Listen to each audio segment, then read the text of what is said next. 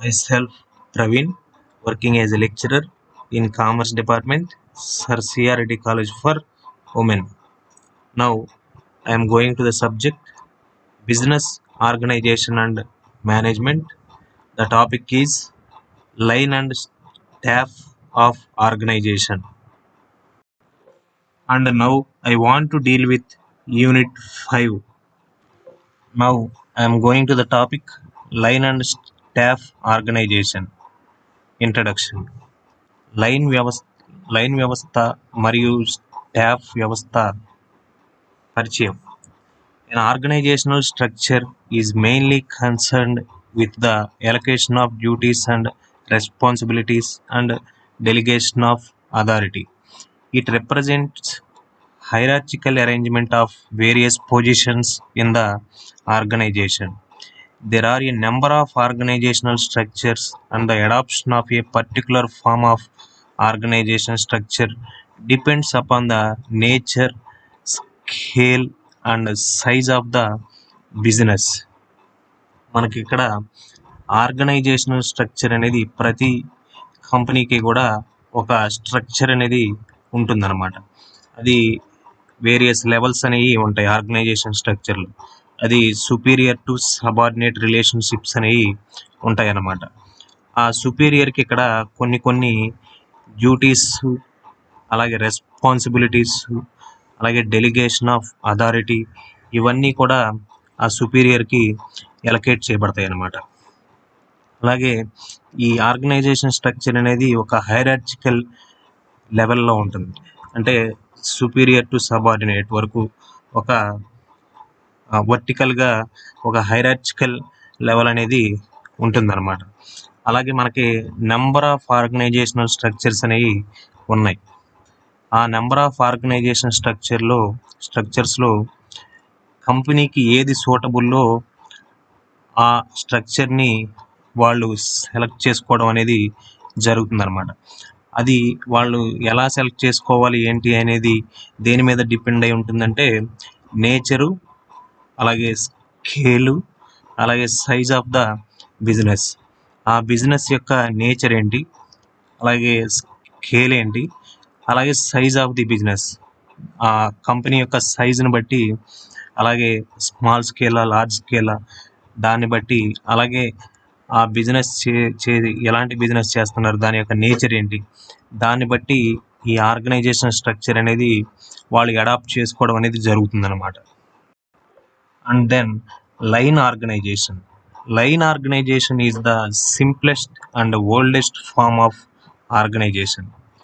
The authority flows from top to the lower levels, and every person is in charge of all the persons under him, and he himself is accountable to his superior only. The line of authority flows vertically from top to the bottom, and the command is through a straight and unbroken line. ఈ line organisation అనేది ఇది చాలా సింపుల్గా ఉండేటటువంటి structure. అలాగే ఇది చాలా oldest structure అనమాట. లైన్ స్ట్రక్చర్ అనేది ఇక్కడ అథారిటీ అనేది టాప్ లెవెల్ నుంచి లోయర్ లెవెల్కి ఫ్లో అవుతుంది. అంటే సుపీరియర్ నుంచి ఈ సబార్డినేట్కి అథారిటీ అనేది ఇక్కడ ఈ లైన్ ఆర్గనైజేషన్లో ఫ్లో అవుతుందన్నమాట. అలాగే ఇక్కడ వన్ సుపీరియర్కి ఆ సబార్డినేట్ మాత్రమే అకౌంటబుల్ అనమాట. సబార్డినేట్కి ఆ సుపీరియర్కి మాత్రమే అకౌంటబుల్గా ఉంటాడు ఇక్కడ. అలాగే ఈ లైన్ అథారిటీలో వర్టికల్గా టాప్ టు బాటము ఈ అథారిటీ అనేది ఫ్లో అవుతుందన్నమాట. This is the structure of line organisation. ఇక్కడ చూడండి, లైన్ ఆర్గనైజేషన్ స్ట్రక్చర్ అనమాట. ఇక్కడ అథారిటీ అంతా కూడా మనకి వర్టికల్గా ఫ్లో అవుతుంది. అంటే ఈ బోర్డ్ ఆఫ్ డైరెక్టర్స్ అనేవాళ్ళు సుపీరియర్స్, వాళ్ళకి సబార్డినేటు చీఫ్ ఎగ్జిక్యూటివ్. ఈ చీఫ్ ఎగ్జిక్యూటివ్కి subordinates marketing manager, production manager, finance manager, personnel manager. అలాగే ఇక్కడ ప్రొడక్షన్ మేనేజర్కి సబార్డినేటు ప్లాంట్ సూపరింటెండెంట్. అలాగే ప్లాంట్ సూపరింటెండెంట్కి subordinates foreman A, foreman B, foreman C. అలాగే ఫోర్మ్యాన్ బికి సబార్డినేట్స్ వర్కర్స్. ఇక్కడ మనకి అథారిటీ అంతా కూడా వర్టికల్గా ఫ్లో అవుతుంది అనమాట. ప్రతి చోట కూడా మనకి ఇక్కడ వర్టికల్గా ఫ్లో అవుతుంది. అందువల్ల ఇదంతా కూడా లైన్ ఆర్గనైజేషనల్ స్ట్రక్చర్ అనమాట ఇది. And then functional organisation. In functional organisation, the organization is divided into a number of functional areas.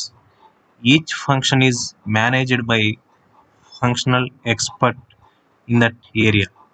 All the persons in the organization dealing with a particular function are put under the charge of a person controlled that particular function. The whole task of the enterprise is divided into specialized functions, and each function is performed by a specialist.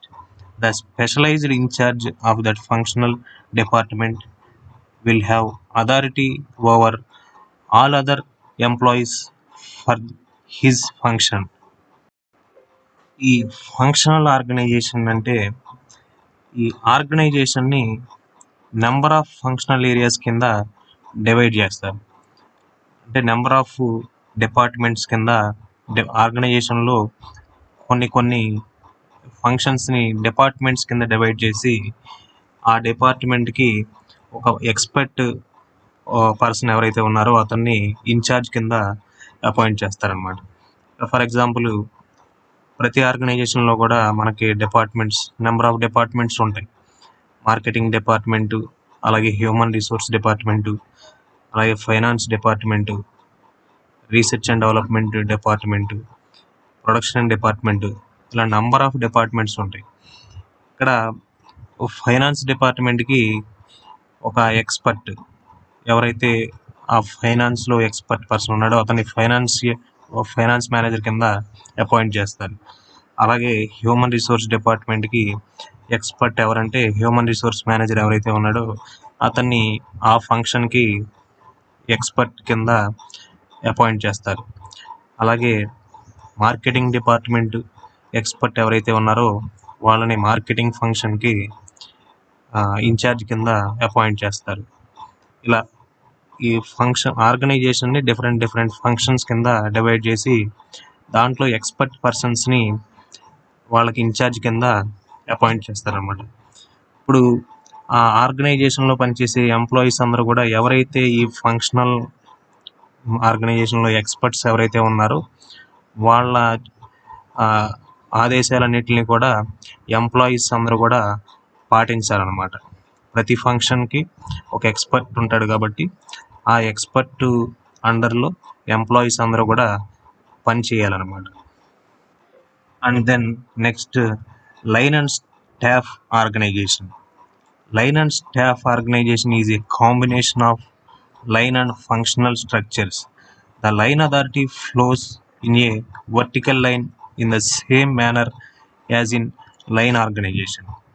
In addition, staff specialists are attached to line positions to advise them on important matters.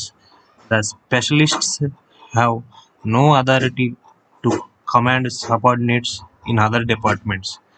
When the work of line executives increases, then they need advice from specialists.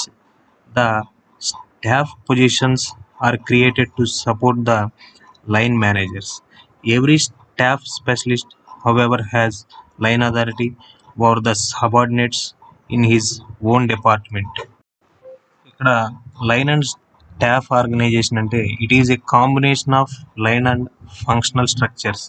అంటే line structure అలాగే functional structure రెండు కలిపి ఉన్న దాన్నే మనం line and staff organisation అని అంటాం. ఈ లైన్ అథారిటీలో మామూలుగానే మనకి వర్టికల్గానే మనకి ఇక్కడ అథారిటీ అనేది ఫ్లో అవుతూ ఉంటుంది. వీళ్ళకి ఈ లైన్ ఆర్గనైజేషన్కి సపోర్టెడ్గా కొంతమంది స్టాఫ్ స్పెషలిస్ట్స్ని ఇక్కడ అంటే కొన్ని ఇంపార్టెంట్ మ్యాటర్స్ అలాగే అడ్వైజెస్ కోసం లైన్ ఆర్గనైజేషన్ వాళ్ళకి సపోర్టివ్ కింద కొంతమంది స్టాఫ్ స్పెషలిస్ట్స్ని అపాయింట్ చేయడం జరుగుతుందన్నమాట. వాళ్ళు మనకి కావాల్సినటువంటి కొన్ని అడ్వైజెస్ అలాగే ఇంపార్టెంట్ మ్యాటర్స్ ఏమైనా డిస్కస్ చేసినప్పుడు కొన్ని సలహాలు అవన్నీ కూడా మనకి లైన్ ఆర్గనైజేషన్లో ఉన్నటువంటి వాళ్ళకి ఈ స్టాఫ్ స్పెషలిస్ట్స్ సలహాలని ఇస్తారన్నమాట. అలాగే అక్కడ ఉండేటటువంటి సబార్డినేట్స్ మీద వేరే డిపార్ట్మెంటు ఎవరైతే సబార్డినేట్స్ ఉన్నారో వాళ్ళ మీద ఎలాంటి కమాండ్స్ కానీ అథారిటీ కానీ ఈ స్టాఫ్ స్పెషలిస్ట్స్కి ఉండదు. ఓన్లీ లైన్ ఆర్గనైజేషన్లో వాళ్ళకి మాత్రమే అథారిటీ అండ్ ఈ కమాండింగ్ చేయడం ఇవన్నీ కూడా లైన్ ఆర్గనైజేషన్ వాళ్ళకే ఉంటుంది. ఆ స్టాఫ్ స్పెషలిస్ట్స్కి ఓన్లీ సలహాలు సూచనలు ఇచ్చే అధికారం మాత్రమే ఉంటుంది. ఎంప్లాయీస్ మీద ఎలాంటి కమాండ్స్ అథారిటీస్ అనేవి ఉండవు అన్నమాట. అలాగే లైన్ ఆర్గనైజేషన్లో ఉన్నటువంటి ఎగ్జిక్యూటివ్స్కి వాళ్ళకి ఏదైనా వర్క్ ఇంక్రీజ్ అయిపోయినప్పుడు కొన్ని అడ్వైజెస్ కావాల్సి వచ్చినప్పుడు వీళ్ళు ఈ స్టాఫ్ స్పెషలిస్ట్స్ వాళ్ళకి వర్క్ షేర్ చేసుకోవటం సలహాలు ఇవ్వటం ఇలా వాళ్ళని మనం ఉపయోగించుకోవచ్చు అనమాట. This is the line and staff organisation structure అనమాట. ఇదంతా కూడా line and staff organisation structure అనేది ఇలా ఉంటుంది. ఇక్కడ ఈ యారో మార్క్స్ ఉన్నాయన్నీ కూడా లైన్ స్ట్రక్చర్ అనమాట.